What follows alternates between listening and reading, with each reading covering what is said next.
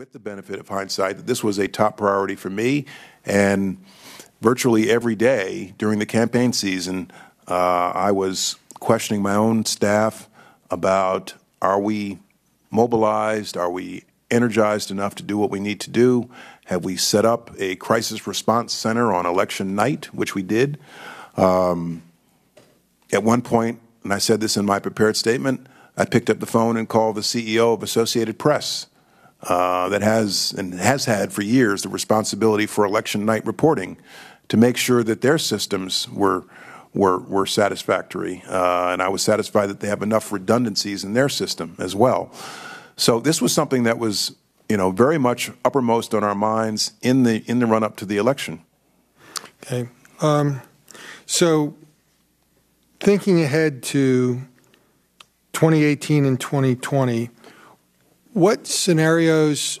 Two-part question: what scenarios most concern you, and what recommendations do you have for us that we should do that maybe is something that's not in place now?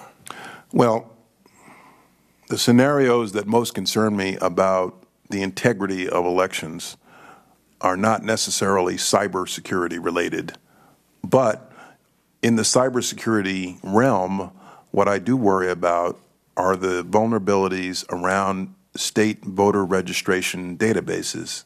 And we saw those vulnerabilities last fall.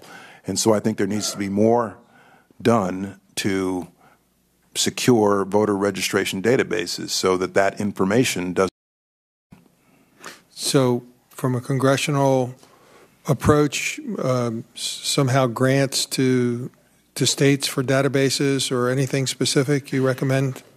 I know that the state election officials are very sensitive to and would oppose, likely, federal standards for how they should run their elections. It was very hard to bring about. I remember the debate about HAVA in 2002. So I would use the carrot approach instead of the stick approach and encourage them through grants to bolster their own cybersecurity. And what specific policy changes, if any, would you recommend to your successor, Secretary Kelly? In addition to all the things we've just discussed, I think it's important that Secretary Kelly or the Undersecretary for NPBD really take this on as a front burner issue. When I came into office in 2013, I viewed counterterrorism as the cornerstone mission of DHS. And then after a time, when I got a sense of the threat environment, I realized that cybersecurity needed to be the other cornerstone, needed to be the other top priority of our department's mission. It's going to get worse before it gets better, and bad cyber actors all the time are more and more ingenious, more tenacious, and more aggressive. And so I would urge Secretary Kelly to make this one of his top 1 or 2 priorities. Thank you. I yield the balance of my time to Mr. Gowdy. Well, thank the gentleman. Director Johnson, I don't want to beat a dead horse, but I do think it's important. The last time you and I talked, I wasn't 100% sure, but I've since had it confirmed. The DNC never turned the server over to law enforcement. So twice now you have said that you could have camped out in front of the DNC, and I would say in defense of you, it wouldn't have made any difference if you had, because they weren't going to give you the server. So if you're investigating, either from a law enforcement or from an intelligence standpoint, the hacking by a foreign hostile government, wouldn't you want the server?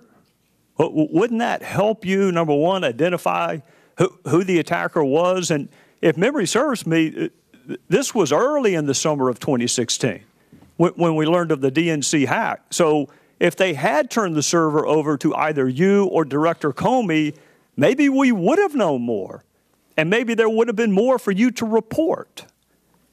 So I guess what I'm asking you is, why would the victim of a crime not turn over a server to the intelligence community or to law enforcement?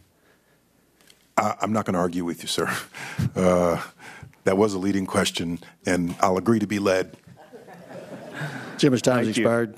Mr. Carson, 7 minutes. Oh, excuse me. Just hang on, Andre. My general counsel has informed me that our unanimous consent order to extend the conversation for 7 minutes per member is only good for an hour. So I ask unanimous consent that each member has 7 minutes to question the witness. And hearing no objections, we'll continue down that path. Mr. Carson, 7 minutes. Thank you, Chairman. Thank you, Mr. Johnson, for your service to our country. We've heard since last year about Russian bots that were released on the internet, generating and disseminating fake news on social media platforms. As far as you understand, sir, how do these bots work, and how did we come to discover them, and how effective were they in basically shaping opinions, and how do they interact with social media to make their campaign most effective? Congressman, you're really testing me here. You're a brilliant man. Level of a technical level that there are others who could sit here and give you a much better answer. It's hard to know. I mean, the activity you've cited, I know, is prevalent. Sure. It is hard to know to what extent it influences public opinion. Like I said earlier about the election result, it is hard to know to what it is not for me to know to what extent the Russian hacks influenced public opinion and thereby influenced the outcome of the election. Okay. Sir, do you think, as I do, that the Kremlin on some level managed to stoke uncertainty about our electoral institutions and thus their operation was successful? And secondly, do you think with the Russian influence or interference operation, all of which Americans were victims, even if their votes weren't effective, offers us any hard lessons learned, sir, that we should carry on with us as we prepare for 2018? Well, certainly if the Russian aim of what they did was to distract us and divert us from the business of government, whether it's health care or something else,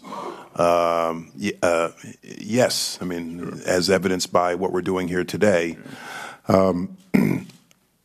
Again, I think the answer has to be greater workforce awareness among those who use, whether it's the DNC or House.gov or the private sector, raising awareness among those who use the system about unrecognizable emails and attachments. This apparently started with an email somebody shouldn't have opened. Yeah. And I can tell you from experience, the most devastating attacks, and forget the Russians for a moment here, the most devastating attacks by the most sophisticated actors very often start simply because somebody opens an email that they shouldn't open. And so raising awareness about spear phishing can go a long way. And as I said earlier, encouraging those who are responsible for our democracy in ensuring that their cybersecurity is protected, and they've done what they need to do. Yeah. Thank you, sir. Keep up the great work. Mr. Chairman, I yield back. I yield to the ranking member at this time. I thank the gentleman. Just to follow up on the DNC, and I know my colleague, Ms. Spear, will have some questions about that too. But I take it whatever criticism you might have of the DNC for how they responded or whether they're willing to turn over the server or not, you're not maintaining that that somehow justifies the Russian hacking of our institutions. No, of course not. Because I think there's a tendency, as in many cases, to blame the victim over their victimization. The DNC was a victim here, were they not? Correct, yes. And there's a lot we're going to have to probe in terms of the government response as well as the DNC's. The primary actor that interfaced with the DNC, would it have been DHS or would it have been the FBI? Well, in a perfect world, it would be both of us. It would be law enforcement and asset response. So it would be DHS, law enforcement, and, when necessary, the intelligence community. And there have been cases where we have worked well hand in hand together, law enforcement and Homeland Security, addressing a situation. One of the reasons I raise this issue is, and one of the reasons I think our the public nature of these hearings is so important, is the Russians are among the most capable cyber adversaries in the world, are they not? Yes. And for the most part, if the Russians want to get into the DNC or the RNC, they're going to find a way to get in. Would you agree with that? I tend to be not that fatalistic, especially in my old role, but it's it's like saying, sooner or later there's going to be another act of violence in this country. But you can minimize the vulnerabilities and the opportunities through a number of steps that can be taken. And without question, but nonetheless, it is a fairly asymmetric battlefield in which it's much harder to defend than it is to be on offense. Correct. I think I said that in my opening statement, yes. And for that reason, would you agree that among the most important things we can do, in addition to improving whatever our cyber defenses are or how we respond to an intrusion, is to inform the public and, in a sense, inoculate ourselves against further